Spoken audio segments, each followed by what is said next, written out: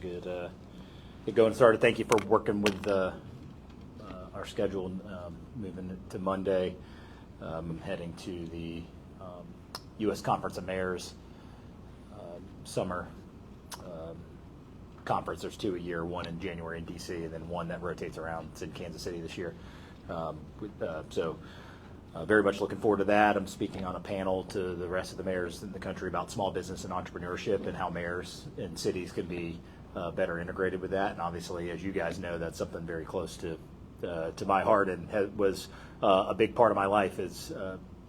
Gives you good perspective when you've gone through the rigors of opening a business in a community of which you're now the mayor. You get a lot of perspective on both sides of what the city can do better and what you should expect from the small business owners and how you accommodate for people trying to risk it all out there, as an entrepreneurs to create jobs. So excited to get to talk on that panel. I believe that's on Saturday. So anyway, thank you for working with our schedule. State budget update. This is our first time in front of you since that news. We're obviously ecstatic over the effort in Tallahassee from Senator Broxton, Governor DeSantis, our delegation, of course, a lot of our internal staff, Alex Smith here, our lobbyists. This is why we work hard on these things, and this is why you prepare on Monday, Tuesday, and Wednesday. We don't just wait for game day, so I think it's a testament to the effort that we've put in advocating for this city. And I say to you guys all the time, in the city of Pensacola, as it pertains to the state of Florida, we have to punch above our weight class. We can't expect that we're going to be treated the same way that Tampa or Orlando or Miami are going to be treated when it comes to Tallahassee. So that takes effort on our side, but it also takes great advocates, again, like Senator Broxton. We gave him a key to the city last week during our city council meeting. So $14.2 million investment in our city and transformational projects across the city, both our city park system with Bay Bluffs Park, obviously the airport terminal, and then Baptist Hospital, which is lining up to be the largest investment in attainable housing in the history of the city. So very excited for all three of those things. And I make a special point with the airport because someone may say, well, $5 million into what might be an $85, $90 million airport terminal, what does that mean for us? Well, the first money in is always the hardest to obtain, whether that's federal, whether that's state. So it's just as much a sign-off from the leadership in the state of Florida to say, we see the need, we know that you've outgrown your airport, and even if it's $5 million this year, nothing stops us from getting additional funding as we move forward. And I know our philosophy is to be very aggressive. This is a terminal we could use yesterday. So we do not have a 5-year plan on how we're going to get this built. We've got as little time as possible, including starting to look into what kind of bonding obligations we would need to take on at the airport, even if it's a little more than we want. We understand the need and the urgency for our airport to grow. So that $5 million isn't just the dollars. It's the symbolic nature now that we can go back to FAA, we can go back to Florida Department of Transportation and say, hey, the governor believes in this project, our legislature believes in this project, and help us continue to get that funded moving forward. So that will remain. I can as a sneak preview for the next 12 months, the airport will remain, barring something unforeseen, as our number one priority for next year. So very much looking forward to that, and a huge thank you to all of our partners to make to help the city go 3 for 3 in our budget priorities. Downtown noise update, June 14th and 15th, we had another 30 citations handed out, 4 criminal citations. It included 3 arrests, which also included an officer stopping a driver traveling 115 miles an hour over the Bay Bridge and then down Bayfront Parkway. And the driver had a 3-year-old in the vehicle, and was charged with reckless driving and child endangerment. So even though that's not what the downtown noise ordinance intent was, I think you see week after week we have 1 or 2 different stories of someone who had an outstanding warrant in the sheriff's. So we had a couple of those now. This incident, which obviously is troubling, and when we talk about public safety, it's just that. Trying. So I think it's great that we're correcting an issue that needs to be corrected, but we're also seeing the benefit of having additional officers down there that are helping make sure that we catch these types of incidents happening. So 30 citations in total. I feel like I can give you a airport traffic update, activity update every week, or I think I am giving you one every week. But Saturday was the busiest day we've had at the airport in 5 years. So I think we've broken that now a few times, but that's pre-pandemic. Going back to 2019, we had 6,700 people screened through the airport, and that's bigger than any holiday day the last 5 years. Any day since 2019, Saturday was our busiest day of all time. Despite that count, our average wait time at security was under 8 minutes, and the longest hour-by-hour wait that we had was 20. So if you're there an hour before your flight, even though we asked you to be there too, you would have made your flight, with the maximum amount of time during that Saturday. So proud of our team, proud of the effort that we've got going out there, and again, very appreciative to TSA to continue to work with us and invest more resources than they had previously. The strategic plan, I was able to go out to the Juneteenth event that the Watson family had put on Saturday, which is a great event, and it continues to grow. And we see talk about small businesses, all these small businesses out there, looking for support from our community. It was an awesome event. And we had a table out there having people get feedback for our strategic plan. We know how feedback typically works. When we say, if we just send out a QR code or just a social media post, we might hear from the same people over and over, the same demographic. I love people that are engaged in our government, whether we agree or disagree. I think that's a great thing, but it's also a limited pool of people. And so if we're going to get feedback and we're going to have that feedback match the makeup of our community, we have to get intentional. And I think you see that across CRA updates, Hollis T. Williams, and the strategic plan's no different. Adrian Walker and Rachel Bennett, and we had Rand Hicks out there from our Parks and Rec board.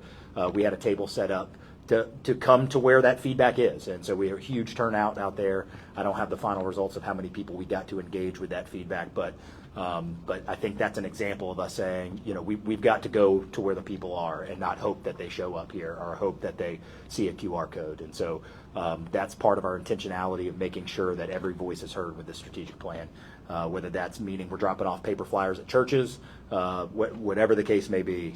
So I was very happy to see that, and I think we got a great turnout and great feedback that our investment, the city's investment, was well worth it in that at that awesome event that had a huge turnout. So anyway, survey's still open, Pensacola2035.com, and it closes July 31st. So as much as you guys can share and mention that, I would very much appreciate it. Just Pensacola2035.com. And I should mention too, next week we're having a public open house for the strategic plan here from 4 to 7 p.m. At June 26th. So that's another one of those potential engagement opportunities.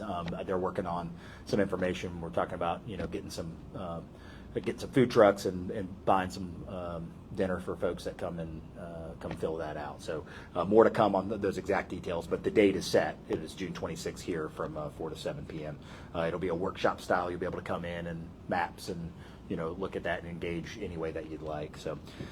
And then lastly, it was announced yesterday, I was selected to the Leadership Florida class, the Cornerstone Class 42. Very excited about that.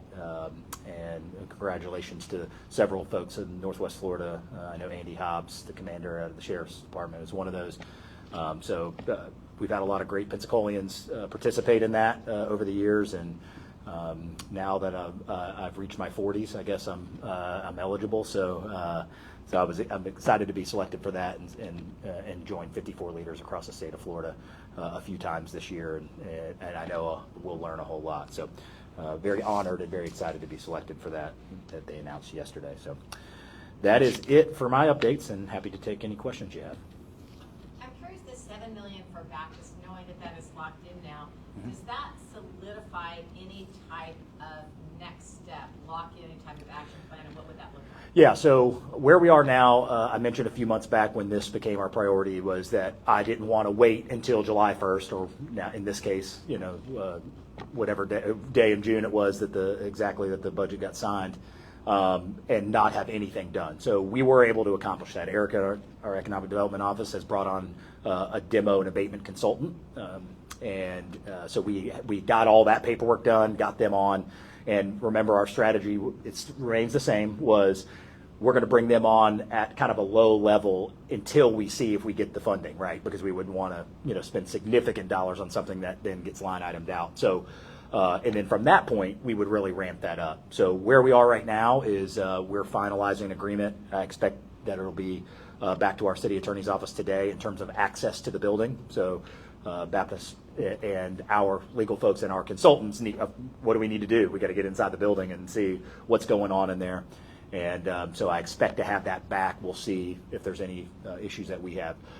Remember also, we had a donation agreement that had been working through. So I don't want to put an exact percentage on it, but we had a lot of work done between, at that time, outside legal counsel, Carver Darden, and Baptist Hospital as it pertains to what that donation agreement would look like. So we're not starting from scratch there, but certainly what we've put in front of that is let's get in the building, because what we see in the building might factor in, of course, to what the donation agreement is going to say in terms of environmental, in terms of indemnifying the city of any issues that we may see, that kind of stuff. So, so we do have a donation agreement that has been worked on. That's kind of just at a pause as we get our folks in the building and make sure that they take a look. So I hope our next step from there would be these consultants would help us craft an RFP or RFQ based on their analysis to say, well, hey, potentially this could be saved, this couldn't, here are the environmental issues. Certainly there's not the expertise in our building, a demo, an abatement, environmental issue of that size. We're going to lean on outside experts to make sure that we're making good decisions there. So, so I'm as aggressive as possible in getting in that. If we can get in that building in an hour, we'll be in there. And so, once we get that agreement finalized, I think you'll start to really see some things move. Is there any kind of memorandum of understanding that y'all are working on under right now that's in effect? Really, the only MOU we have in effect is what we had sent to the legislature. Of course, they wanted some assurance that, because at the end of the day, that $7 million has to go to a city project. It can't go to a private project. So that's what we're under right now. But I feel comfortable enough about where we are in general with the donation agreement. But what I want to see is, let's get a better, at least the general look at the state of the building, because if there's any obvious environmental complexities or something like that, then I don't want to have to amend or redo a donation, a donation request. But, the clock's started too. So, we've got some urgency, in terms of being able to spend those dollars. And so I feel really confident in our steps forward. I think we get our consultants in there. Let's see, as you know, Rick, as well as anybody, there's lots of theories about what could or couldn't happen at these buildings. Should you repurpose them? There's ceilings and falling in. There's buildings that date back to the early 50s, which means major issues. So right now, all of that truly is speculation at this point until we get experts in there. But I'm very confident in the group that we have that are national leaders that they've worked on demo and abatement of fuel plants. I mean, things that are even more complex than this. So I feel very, very confident that we've got industry experts that are going to be able to get in there and help us guide us to the next step. Back up this way. So what we've got then is you've got an understanding with Baptist, nothing in writing, and that you're looking at a gift agreement where they would give this to the city. That's correct. Right, with some amount of cash involved, and possibly. Correct. And then no limitation on how the city would use the property. I'd have to go back. We put the donation agreement on ice, a few months back once we, kind of started down this other legislative side. So I'd have to get into the language. I don't think there's any obligation on from Baptist, if that's what you're saying, that we would have to use it a certain way. Does it include all the properties? I mean, like the ones on the perimeter, the south side? Yeah, there's kind of agreed upon map, and again, where it gets a little complex is PACES. As you know, we're actually working with PACES right now. We feel confident. There were some technicalities on the Hurricane Sally money, the 4%, 9%, but we feel very confident that at least one of their projects is going to get funded, maybe both. Well, of course, that's part of the acreage, and of course, that's part of the agreement that we've already have an understanding that if they get the funding and if they close with Baptist, that those $2.9 million would then convey to this project. So that's outlined, as well as an additional $3 million. We've given them some leeway on the intent is to give them some leeway on the $3 million of, hey, if you need to, you need a certain amount of time. We're not saying they've got to bring the $3 million tomorrow, but the understanding would be either they're putting up $3 million or it would have to come, from some source of theirs additionally. Is the agreement the city council had originally agreed to buy some of that land for City Park, did that go away? Yes. Okay. Yeah. I think we're stepping up, Right. Enough. I don't think we have that in addition. At the end of the day, we're looking at this is somewhere between, depending on what happens with Paces Rick, it's going to be somewhere between 36 and 50 acres would be the donation. But just as an example, some of the conversations as we put ICE on the donation request and focused on getting this funding, some of the conversations we were having is, we need to have as good a clear understanding of the environmental aspects of the property, both the buildings themselves and what's under the buildings and what's under this property, right? And that's our duty to the taxpayer for us to have as good understanding as we can. So they provided us some documentation, of course, that we have already combed through as part of the earlier process. But we got to get our experts in there, and then let us find out. So, don't have an exact timeline on that yet, but step one is get this agreement signed between the legal Baptist, legal with the city. Let's get people in the building and let's find out what we're dealing with. So very, very much looking forward to getting that up and going. Anything else? All right. Thank you, guys.